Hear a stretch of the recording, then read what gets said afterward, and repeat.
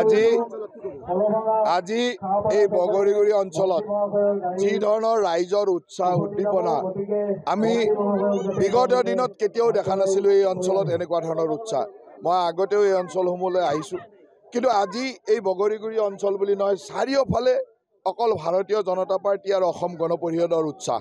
গতিকে মই 100% বিশ্বাসী যে ইয়াত আমাৰ সকলো কেণ্ডিডেটে জিকিব আৰু ৰাইজে বুজি পাইছে যে কাৰ লগত থাকিব লাগে, কাৰ লগত উন্নয়ন হয়, কেনেকৈ উন্নয়ন বিকাশ আৰু সমন্বয় একেলগে হ'ব পাৰে। আজি এই অঞ্চলত প্ৰতিটো জাতি জনগোষ্ঠীৰ মাজত সমন্বয়, প্ৰতিটো অঞ্চলৰ বিকাশ আৰু গ্ৰাম্য অঞ্চলৰ বিকাশ সকলোৱে বিচাৰে আৰু সেইকাৰণে আজি ৰাইজ হিলদল ভাঙি ওলাই আহিছে। সকলো ভাষা ভাষী ধৰ্মাৱলম্বী জাতিৰ লোক ওলাই আহিছে। আমি সকলোৱে মিলি অসমখন এটা নতুন ৰূপত আগবঢ়াই নিব লাগিব মুখ্যমন্ত্ৰী ডাঙৰীয়াৰ নেতৃত্বত আৰু সকলোৱে সেইধৰণে ওলাই আহিছে। মই সকলো ৰাইজক ধন্যবাদ দিছোঁ আৰু আশা ৰাখিছোঁ যে অহা 7 তাৰিখৰ নিৰ্বাচনত আমাৰ সকলো প্ৰাৰ্থীকে বিপুল ভোটত বিজয়ী কৰিব। সেই পৰিৱেশ ইয়াত দেখিবলৈ পোৱা গৈছে।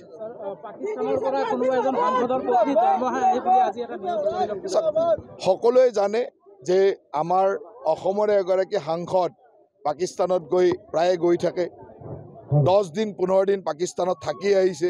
সকলো তথ্য এতিয়া ৰাজহুৱা হৈ পৰিছে আৰু তেওঁৰ ঘৈণীয়েকে পাকিস্তানৰ NGOৰ পৰা দৰমহা লয় বুলি সকলো ফালে ওলাই আছে। তাৰ পিছতো তেওঁ মৌন হৈ আছে মানে কি? মৌন মানে মৌনতা সন্মতি লক্ষণ। তেওঁ মানি লৈছে যে হয় তেওঁ সেইটো কৰে। তেতিয়াই বুজি লওক যে কংগ্ৰেছ দলটো কাৰ লগত আছে। কংগ্ৰেছ দলৰ সাংসদে যেতিয়া পাকিস্তানত গৈ থাকে, পাকিস্তানৰ লগত অহা যোৱা কৰে, তেওঁৰ ঘৈণীয়েকে পাকিস্তানৰ NGOৰ পৰা দৰমহা লয়, তাতকৈ আৰু কি লাগে? তাৰ পিছত আৰু কংগ্ৰেছ দলক অসমৰ মানুহে ক'ৰবাত জেগাত ৰাখিব বুলিতো মই নাভাবোঁ আৰু সেইকাৰণে আজি কংগ্ৰেছ দলৰ এই অৱস্থা যে ক'তো কংগ্ৰেছ দল দেখিবলৈ নাই।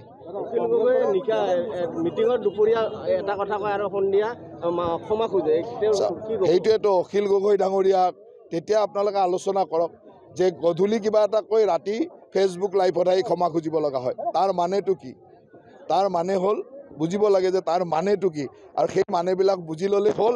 এতিয়া অসমত ভাৰতীয় জনতা পাৰ্টি আৰু অসম গণ পৰিষদৰ বা আমাৰ ৰাষ্ট্ৰীয় গণতান্ত্ৰিক মৰ্চাৰ মিত্ৰ দলৰ যি বতাহ বলিছে, এই বতাহত সকলো থান বান হৈ গৈছে। ইয়াত আৰু বেলেগ কোনো একো নাই। ইয়াত সংখ্যালঘু সংখ্যাগুৰু বুলি কথা নাই। অসমৰ ৰাইজে বুজি পায় যে মোদী ডাঙৰীয়াৰ নেতৃত্বত, হিমন্ত বিশ্ব শৰ্মা ডাঙৰীয়াৰ নেতৃত্বত সংখ্যালঘু সংখ্যাগুৰু সকলো অঞ্চলতে উন্নয়ন হয়। সংখ্যালঘু ৰাইজে কেতিয়াও সংখ্যালঘু বুলিতো PMY ঘৰৰ পৰা বঞ্চিত হোৱা নাই, অৰুণোদয়ৰ পৰা বঞ্চিত হোৱা নাই। সকলো সা সুবিধা সংখ্যালঘু মানে সমানেই পাইছে। তাৰ লগে লগে সংখ্যালঘু অঞ্চলত বৰং আমি কলেজ বনাইছোঁ, স্কুল বনাইছোঁ, হস্পিটেল বনাইছোঁ, যাতে তেওঁলোকৰ সামাজিক জীৱনৰ উন্নয়ন হ'ব পাৰে। কংগ্ৰেছে মাত্ৰ তেওঁলোকৰ ভোটহে লৈছে, একোটো কৰি দিয়া নাই। আজি ৰাইজে দেখিছে যে বিজেপি দলে সংখ্যালঘুৰ কাৰণে বহু কাম কৰিছে। তেওঁলোকক ভোট বেংক হিচাপে ইউজ নকৰি তেওঁলোকৰ উন্নয়নৰ কাৰণে কাম কৰিছে আৰু সেইকাৰণে সংখ্যালঘু ৰাইজ আমাৰ পক্ষত ওলাই আহিছে।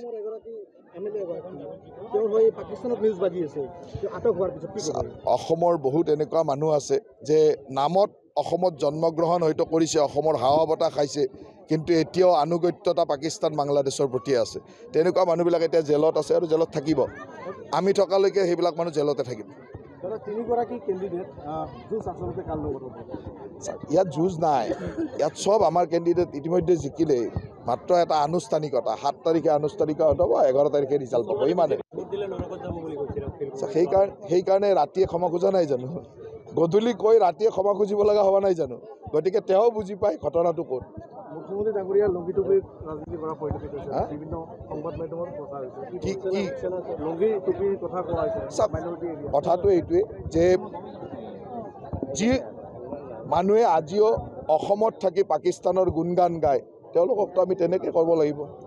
অসমত থাকিতো পাকিস্তানৰ গুণগান গোৱা, বাংলাদেশৰ গুণগান গোৱা মানুহ আছেতো, সেইবিলাকতো জেলতে ৰাখিব লাগিব আৰু তেওঁলোক কি মানুহ আপোনালোকেও জানে। গতিকে সেই কথাবিলাকে মুখ্যমন্ত্ৰী ডাঙৰীয়াই কৈছে। গতিকে বেলেগ মানুহলৈ ঠেলিব নালাগে। যিসকল মানুহ অসমত থাকি পাকিস্তানৰ কথা চিন্তা কৰে, তেওঁলোকৰ কাৰণে আমাৰ এইবিলাক বক্তব্য। যিকোনো খবৰৰ বাবে যোগাযোগ কৰক 7099017330 লগতে 7099017110 নম্বৰত।